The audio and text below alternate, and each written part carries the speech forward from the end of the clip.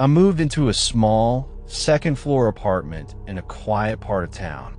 The building was old, creaking under its own age, and smelled faintly of mildew. I was alone, eager for a fresh start, and the rent was cheap, which made the place feel like a lucky break. The first few nights were normal, filled with the typical creaks and groans of an old building. The closet in my bedroom was large, with slatted doors that let a thin line of light escape when closed. I thought nothing of it, using it only to store clothes and boxes. The first strange thing happened on the third night. I woke suddenly to the sound of faint scratching coming from the closet. My heart pounded, and I told myself it was probably a mouse or an old hinge rubbing against the frame. I tried to go back to sleep, but the sound persisted, a soft, intermittent scratching that seemed deliberate. I eventually forced myself to ignore it and drifted off. Over the next few days, the feeling of being watched started to creep in. I would find myself pausing in the bedroom doorway, glancing at the closet, even though I had no reason to suspect anything. Shadows seemed to move behind the slats. At first, I chalked it up to fatigue or imagination. Then I started noticing small things out of place. A shirt hung at a different angle than I remembered.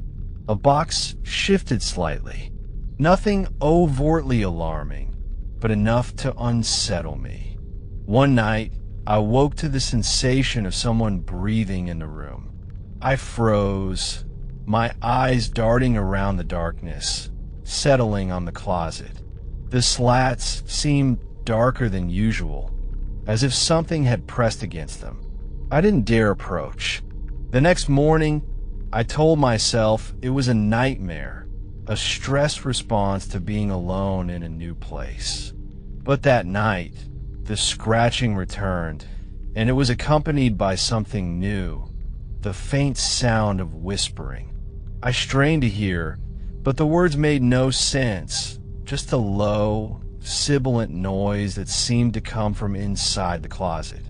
The fear started to grow, but I tried to remain rational. I installed a small nightlight near the closet. I slept fitfully, always waking at odd hours, listening for the slightest movement. Then one morning, I noticed the marks, thin, almost hairline scratches across the inside edges of the closet slats, too evenly spaced to be accidental. I didn't know what to do, and I felt a sense of unease that gnawed at me constantly. The scratching and whispering became nightly occurrences. It was no longer subtle. Some nights, it felt as if the eyes behind the slats were tracking my movements. I would wake to find the closet door slightly ajar, though I'd closed it securely before sleeping. I tried to rationalize it. Drafts, settling wood, paranoia. But every time I looked, I felt a weight behind the slats, a presence that seemed almost alive. One night, I slept lightly on the edge of the bed, staring at the closet. I saw shadows shift, a slow, deliberate movement. Then for the first time, I saw them, small, pale eyes peering through the slats, barely visible in the nightlight's glow. They were human-like, but impossibly still, and they froze me with a feeling of utter wrongness. I could not scream, could not move, only watch as the eyes disappeared when I blinked. After that night, the apartment felt hostile. I began hearing the whispering even during the day, soft and fragmented, like a conversation just out of reach. Sometimes I thought I recognized words, my name, phrases I could not place. The scratches on the slats multiplied. I started keeping a notebook, documenting the nights, hoping that writing it down would help me make sense of it. I tried to tell friends, but the story sounded insane even to me.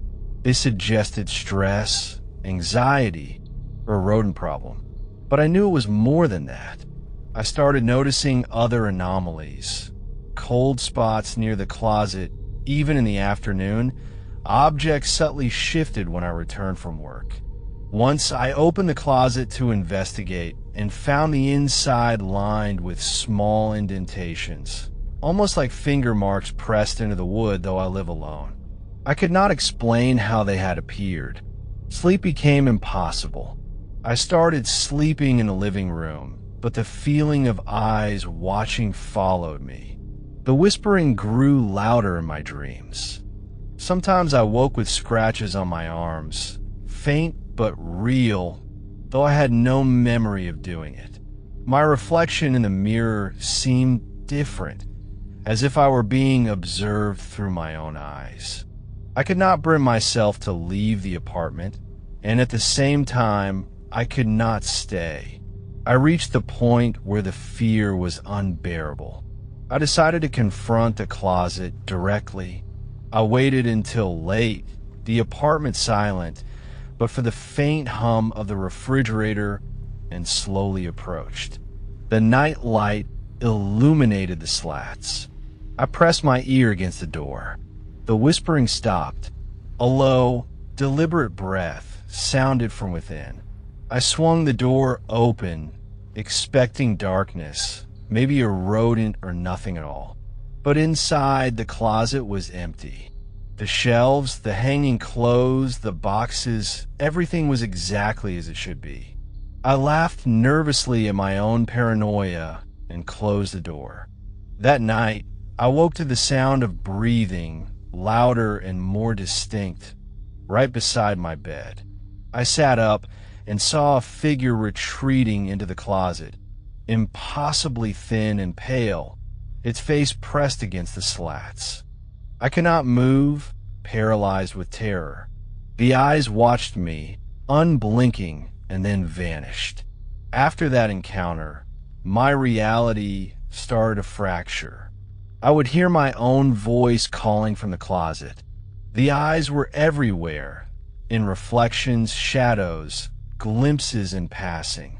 I tried recording the closet, hoping to catch something on camera. Playback was always distorted. Static, shadows, fleeting glimpses of pale, human shapes that moved unnaturally. I began sleeping with the closet door nailed shut, but the feeling persisted. I could feel the gaze through the wood, a pressure that seemed to breathe against me. The whispering changed, now forming faint words, half-heard phrases. Stay, look, come closer. I stopped leaving my apartment. Even leaving my bedroom felt dangerous. The fear became all-consuming. I started seeing the eyes in my peripheral vision during the day. I could feel them when I showered, when I cooked, when I sat at my desk. They were relentless, patient, and aware. My sleep disappeared entirely. I began hallucinating scratches on my arms and chest. I lost weight, lost focus, lost the will to resist. One night, I woke to the closet doors wide open, despite having secured them hours before. The slats no longer showed light. They were pitch black. From inside came a low, rasping whisper of my own name. I could feel the eyes behind me, and when I turned, the apartment seemed endless, walls stretching impossibly far. I stumbled into the closet, compelled, unable to stop myself. Inside, the air was cold, thick, and alive. The closet seemed to breathe, its walls pulsing like flesh. I reached out to touch the slats, but my hand passed through.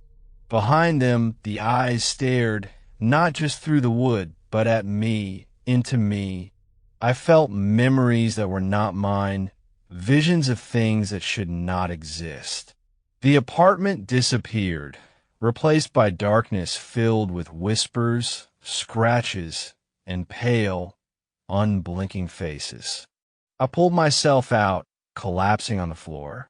The whispering continued, soft, insistent.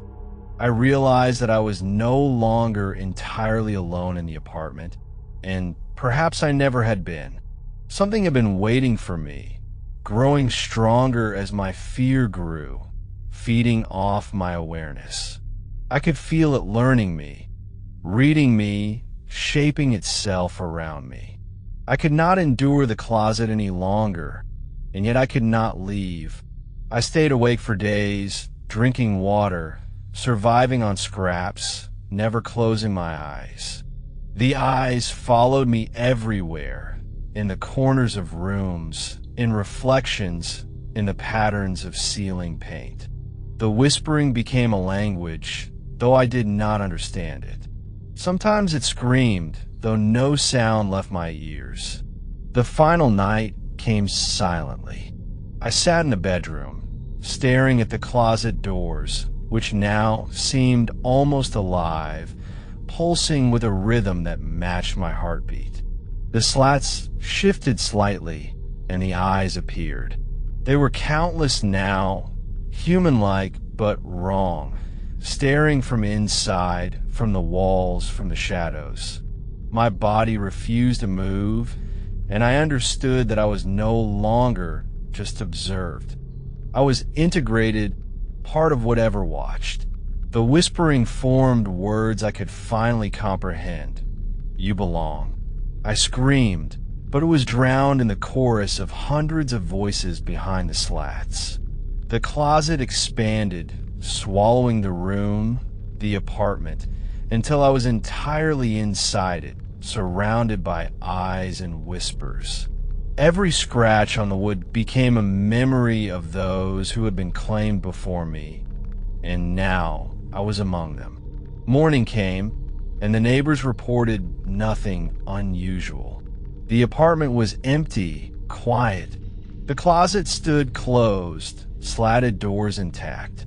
No trace of me remained except the faint scratches, now deeper, marking the wood like fingerprints, new eyes watching anyone who dared look too closely. And sometimes when the building creaks, if you pause and listen, you can hear faint whispering coming from the closet, calling a name that is no longer anyone's but my own.